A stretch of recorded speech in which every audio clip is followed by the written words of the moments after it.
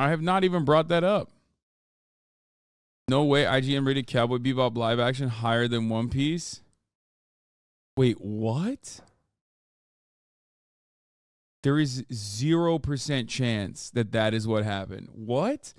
Netflix's One Piece's entertaining adaptation that's hindered by a desire to recreate every major event found in its source material? Okay, this is like, you have to be on crack cocaine to think this.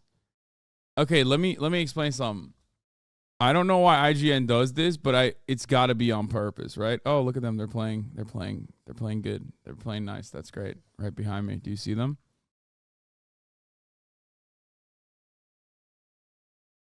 Every event, bro, it was so succinct. One thing that I've been thinking of with respect to One Piece live action is that, like, I can't remove the part of my brain that is like a One Piece anime manga fan first, right? Like, so I don't know if like the pacing is bad or if the pacing is good. If you're a One Piece fan, I think a lot of people probably watch the adaptation and go, oh, I get what they're doing. This is a very faithful adaptation that tries to streamline an incredibly dense work, right? So that's why they're just like kind of blasting you with as much new information and new characters as possible, right? Obviously, the anime is always going to be much better, but One Piece anime has awful pacing, so it shouldn't be too hard. No, but what you fail to realize is there's so many like plot points and so many characters interwoven into the story that it is very difficult to give you a full grasp of everything that's going. Not early One Piece? Yes, early One Piece also has a shit ton of characters. What are you talking about? Especially early One Piece.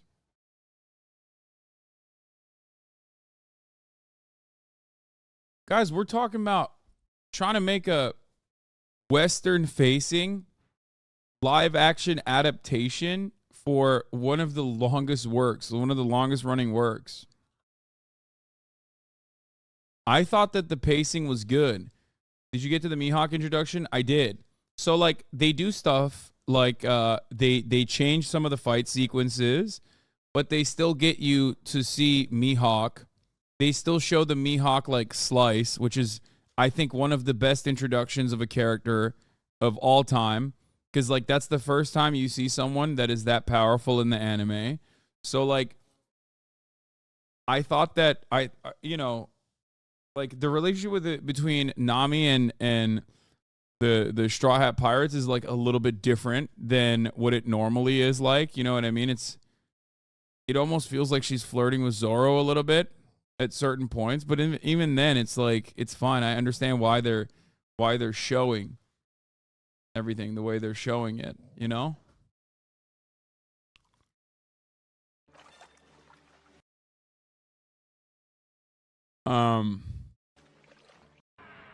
Yeah, Mihawk cutting Craig's ship in the beginning is like an incredible opening sequence for him, right? And an incredibly annoying physicist made a video about how capitalism is good. I'm going to scream. Wait, I don't care. I'm not watching that. I'm sorry, Fizz.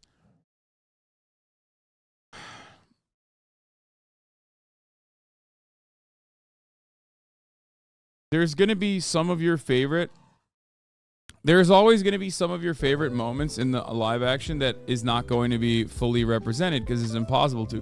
Anyway, I think even if you're not a fan of One Piece, you can literally look at this and go, this is crack cocaine speaking. This is a sources cited crack meme right here. Not because Anne, you got me addicted. I'm hanging on your lips. I don't wanna quit us. We drip too good on this. I got you under my skin. Shifting tides until I let you in. You are messing with my head. Kapı geldi. Not only because like the One Piece is, I think the live action is a fairly faithful adaptation that's pretty good, but also because more importantly than that, Netflix Cowboy Bebop season 1 is like it's not even like this is illegal. You know what I mean? Like giving Netflix Cowboy Bebop season 1 review a 7 has to be illegal. Like you should go to jail for that. I am not a free speech defender by any metric, okay? I am not a free speech defender. I do not defend free speech. You should go to jail if you give Netflix Cowboy Bebop season 1 a 7. I don't even give a shit about the One Piece review at that point. Because, like, underscoring One Piece is one thing, okay? But this is not allowed. You can't do that. You need to go to jail. Like, this is a jailable offense. Okay? Actually a jailable offense. They gave Starfield a 7 too. They're farming clicks for their dying media empire. No, I think giving Starfield a 7 is perfectly valid. Okay? I love Starfield. It's everything I wanted. It's great. But you're ridiculous if you think that like giving Starfield a 7 is like that out of pocket. It's not. You know what I mean? It's perfectly valid.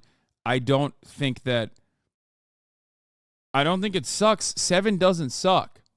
Chat, you can't on the one hand be like, wow, I can't believe they gave Netflix's Cowboy Bebop season 1 review a 7, and then also get mad that like 7 sucks. Okay?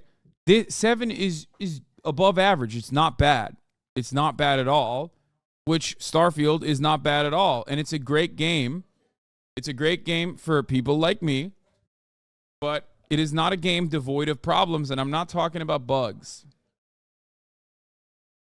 Pretty sure it was 2 different reviewers with 2 different opinions, so I'm not sure why you're upset.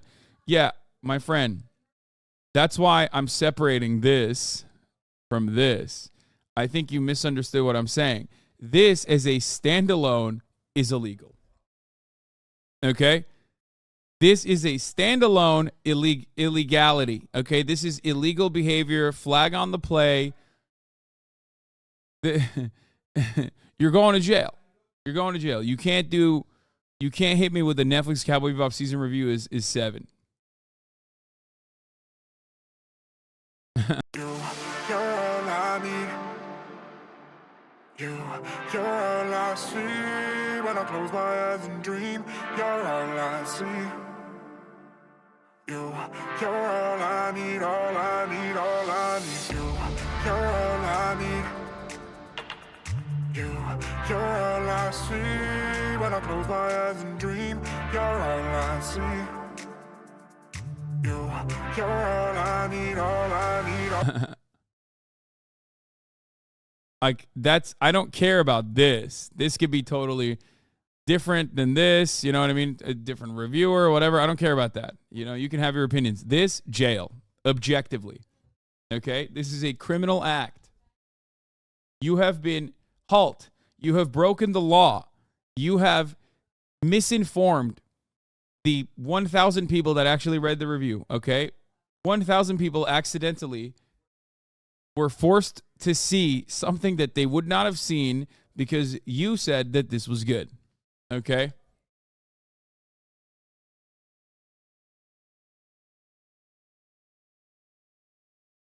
Do not pass go. Do not collect $200 is jail for you. When I finished Cowboy Bebop on Netflix, I was feeling like a victim. Brother, you were a victim. Okay? You were. Why did you do that to yourself? Like, not the victim blame, but also you maybe should go to jail too, because who the fuck does that?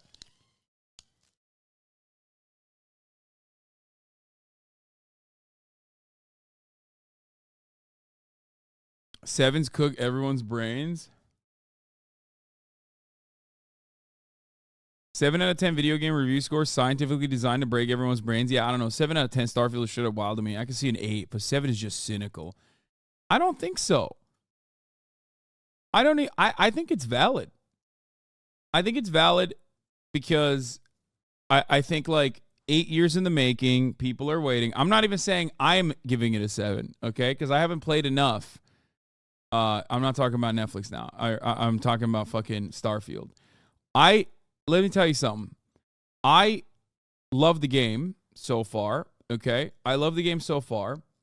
But the reality is, if you're waiting 8 years and you think this is going to be Star Citizen, you know what I mean? Then, or what Star Citizen was promised to be, like the freedom of like being able to, the freedom of being able to basically fly around everywhere does not exist. There's a lot of hand holding. This is an incredibly streamlined open world RPG. Okay. And I think the mainline plots are very handholdy, and I think people don't like that. There's also not a lot of diversity in how you can tackle issues. I think in the era of like Baldur's Gate, in the era of like so many fully open world sandbox games, people kind of expect you to marry the concept